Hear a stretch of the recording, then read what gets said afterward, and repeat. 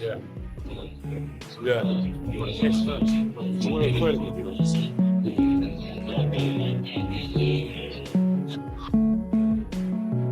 I'm honoured to be here.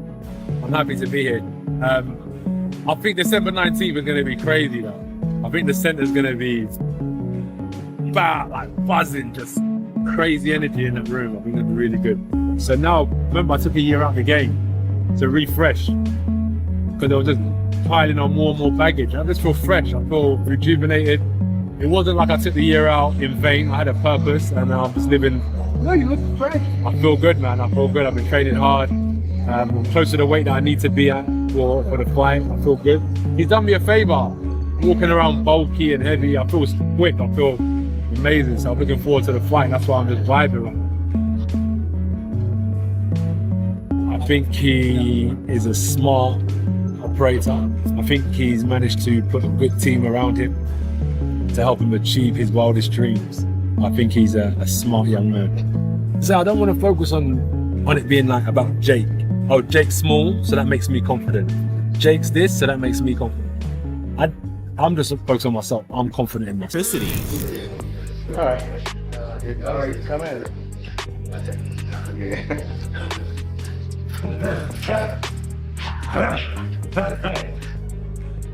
Coaches aren't meant to understand that you're tired. Coaches aren't meant to understand that you have emotions. Coaches are just supposed to look at you like you're a machine, and they just want results. I may be tired, but I just got to bite down on my gum shield because if I can perform to an elite level when I'm tired, imagine what I can do when I'm at rest and when I've got energy. I've been through them days where I'm looking for sympathy and you just don't get it in sport, but you don't get it. I always knew there could be the most talented fighter out there, especially in our industry. Like, they can't sell tickets, they can't put bombs on seats, they will never showcase their skills to the world, no matter how good they are. And that's why I say you have to have marketability and you have to have ability.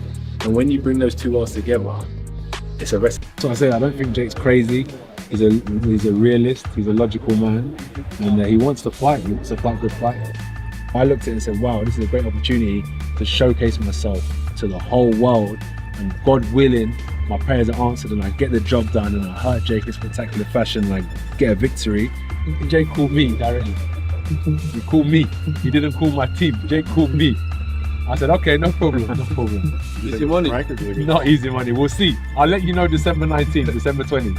But here's where the plot twist sneaks in. Jake Paul is over there acting like he's rewriting boxing history, rolling with that wild confidence that says he actually belongs in the same ring as a former unified champion. And whether we like it or not, that self-belief is his secret weapon. I don't think it's necessarily fair to AJ. I just know that I have the power and the timing. It's the shots that you don't see coming that knock people out. And I'm a tricky knockout artist that people don't give me enough credit for. I've won knockout of the year. So he has to be careful. And I do have the timing, the speed, and the tricks up my sleeve to be able to hit a shot on this guy that he doesn't see coming that can put him to sleep 1000%. He really thinks he can ruin AJ's night, mess up the script, and turn this easy money mission into the most expensive problem Anthony Joshua has ever tried to punch away. I think it's watching his Dubois fight, watching the Ruiz fight, even watching the Usyk fight.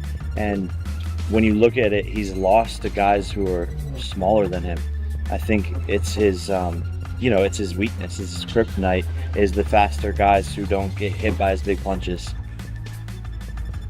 He's definitely a bit chinny.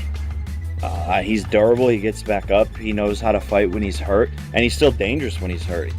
But I do see holes where I can land big shots. I think Nakisa hates Jake Paul because he wants him dead, I think. That's what it comes down to. Me and JB had a meeting with Nakisa and he was giving big ones, which I did not understand. He's not really like, come on. But like, he really wants to see his own friend that he calls my childhood friend hurt. That is wrong, bro. Like, you know what I mean? He's chasing the money. So he's just gone straight to the money and put my man in the firing line against a heavyweight champion who can hurt him and literally cause him problems in the future as well. He's saying it feels like they're chasing a massive payday at the expense of long-term safety. Khan points out that a heavyweight like Joshua carries genuine danger, the kind that leaves lasting damage. And unlike seasoned pros who've spent years conditioning themselves, Jake comes from a totally different background. Khan believes boxing deserves respect, because one clean shot from AJ, the kind that knocked out Ngannou, can end far more than Jake's ambitions in the sport. Look, if AJ hits him with a shot like he hit Ngannou and knocked him clean out, I mean, even Ngannou would knock Jake Paul out. But that just shows, but you can't mess with the sport. Boxing, you can't mess with boxing. Boxing is a sport that you have to respect. You're always at one punch away from getting hurt, and something bad's gonna happen one day, and they're gonna regret it. They're gonna say, "Oh, why did we take that fight?" It's not like they need the money. And if I was AJ, and a YouTuber come to me, who's tiny, who's smaller than me, and weaker than me, and has no experience at all, you think I'm gonna say no to him? And while he admits some YouTubers like Slim have proved they can actually fight, he warns that this particular matchup crosses into a dangerous lane. One mistake here could lead to consequences nobody wants. Not the fans, not the fighters, not the sport. Khan's message is simple. Crossover excitement can't blind people to the real risks. Boxing isn't a game built on views or viral clips. One wrong punch can flip someone's life permanently. Boxing, because in a way, someone is gonna get hurt badly, and this could be the fight that someone gets hurt so bad that they will never ever get sanctioned to ever fight again. You know what I mean? But it's true though, innit, bro? Honestly, the sport is tough, man. And it's hurt and damaged a lot of people that have been boxers, and let alone, and these are people that are used to taking punches and punishment. Picking up from Amir Khan's warnings, the TalkSport discussion adds more analysis, focusing on both the financial angle and the competitive gap in this matchup. Liam Smith reacts with excitement to the spectacle of Jake Paul versus Anthony Joshua, saying that for AJ fans this looks like a straightforward, highly profitable fight after years of battling top-tier opponents. He's actually helping a lot of female fighters and women boxing as well by putting his promotion on, so I respect him massively. But if Anthony Joshua was to lose to Jake Paul, it would be the biggest upset, travesty, whatever you want to call it, in boxing history. So he has to look past Jake Paul. Well, let's hear from Anthony talking to the media in Miami. One of the questions that was put to him was about his lengthy stint outside of the ring. So I took 12 months out of the game, realigned my vision board, and consolidated a lot of things, trimmed down my team.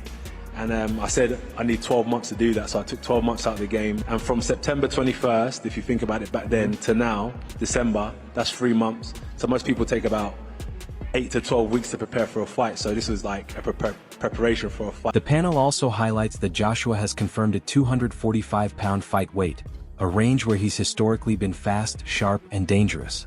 They also note his decision to remove distractions by switching trainers and relocate camp. While they respect Jake's promotional influence and contributions to women's boxing, they insist the skill gap here is enormous. If Joshua somehow lost, it would be one of the biggest shocks in boxing history and would force serious questions about his future as he pushes back toward title contention. It's going to be at 225. 245. 245. 245. But again, there's no rehydration. No rehydration clause. 245. That was the last time that he boxed Alexander Usyk, which was back in, 2022? I believe he weighed 245. He was in training camp anyway. He was going to be fighting on the undercard of this fight on Saturday night with Devin Haney. He was going to be fighting on that undercard, 22nd. So he's in shape. His weight's down anyway. So making 245 actually. He has to be that done. Yeah, but that's his best weight anyway, Anthony Joshua. That's where he's more athletic. You know, he's got more movement and whatnot. And no disrespect to Jake Paul here. You go without looking past Jake Paul, but he could. Then the conversation shifts toward deeper concerns, risk and reputation.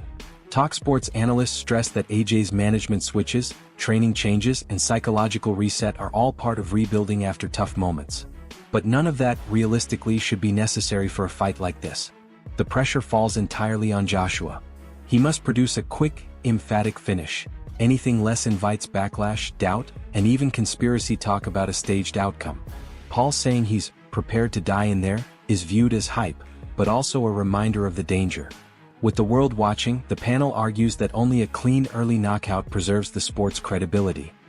statements about I'm ready to die in there and I'm going to bash you up and stomp all over you, give you any cause for concern about the sport? He's a YouTuber, isn't he? So like, they want them views. His life's been about views, and taking this fight with Joshua is views for him. So even if he loses in first round, he can always say I've been in with Joshua. Yeah. So he's at a win-win. It's Anthony Joshua what's under pressure. He's got to knock him out fast. Extending those concerns, former world champion Chris Algieri adds insight from a fighter's perspective. Even after attending the Miami press event, he struggles to accept Joshua versus Jake Paul as a genuine sanctioned matchup. A former heavyweight king against a novice whose influence comes more from business and digital clout than elite boxing pedigree. Algieri says that in a true 8-rounder with 10-ounce gloves, Joshua's power, Olympic background, and the violent Ngannou knockout make it nearly impossible to imagine Jake surviving round 1 unless unusual rules are involved. He also cautions that AJ's calm demeanor could be supreme confidence or misjudgment. And while some label AJ chinny, Algieri dismisses that completely. If it happens, it happens. Boxing is the wild, wild west. Anything can happen, and especially with Jake Paul and his money and his ability to make things happen, it's very, very possible. But I don't see how this fight ever makes it out of the first round. And if it does, then comes into question of, is this a real fight?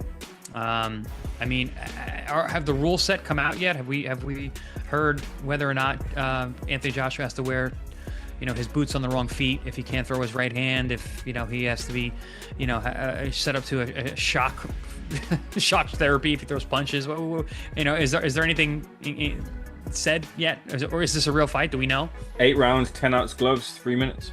He explains that you first have to land a clean shot, and Jake couldn't even do that effectively against the faded Chavez Jr. Closing distance on a real heavyweight is the puzzle, and many seasoned fighters have failed at it. The conversation shifts to legacy. Algieri refuses the hypothetical of fighting Jake Paul himself, even for a massive payday, saying his career means too much to entertain a sideshow. He doesn't blame Joshua for taking a lucrative comeback bout after surgery and a tough loss, but the stakes are heavier for AJ. If he doesn't stop Paul quickly, the focus will shift from recovery to embarrassment. Conspiracy whispers would explode. Algieri rejects the idea of AJ having a weak chin, noting that being hurt by elite punchers is nothing like getting clipped by a cruiserweight YouTuber. Even if Paul lands, hurting and finishing a 240-plus-pound champion is a different universe from stunning a retired smaller opponent. Algieri says he'll watch partly for entertainment, partly to see if Jake grasps how drastic this level jump really is. But he warns bluntly, the first true heavyweight punch Paul absorbs could end the entire experiment. But if Jake Paul offered you millions and millions, would you get in the opposite corner to him and have that opportunity? No. No. It's a sideshow. You're probably the first fighter to say that. Yeah, because first of all, I had a real career, and I respect the sport, and you're not just gonna pay me, so use me to come in there and go put this fight together. I'm not an active fighter. I haven't been for almost 5 years. To come off the couch just because of an opportunity, because there's a lot of money thrown at me. Listen, I respect what I've done in my career. Listen, if we were in my career and I was fighting and training and that came up and there was a reason for it, that's a whole different thing. Even Anthony Joshua, I don't knock Anthony Joshua at all for this. He's coming off of a loss. He's coming off of an elbow injury, and he's looking to get back in. This is a perfect get back fight. 8-rounder, and I get to make a ton of money. It makes total sense. And after everything, legends warning disaster, analysts calling it a circus, and Jake Paul grinning like he cracked the cheat code, the countdown is on to a night where somebody's entire reality gets flipped live on Netflix. Either AJ walks in, throws one thunderbolt, and ends the YouTube era before Jake even finishes his ring walk, or Jake Paul pulls off a glitch in the universe so absurd that boxing fans question the fabric of reality.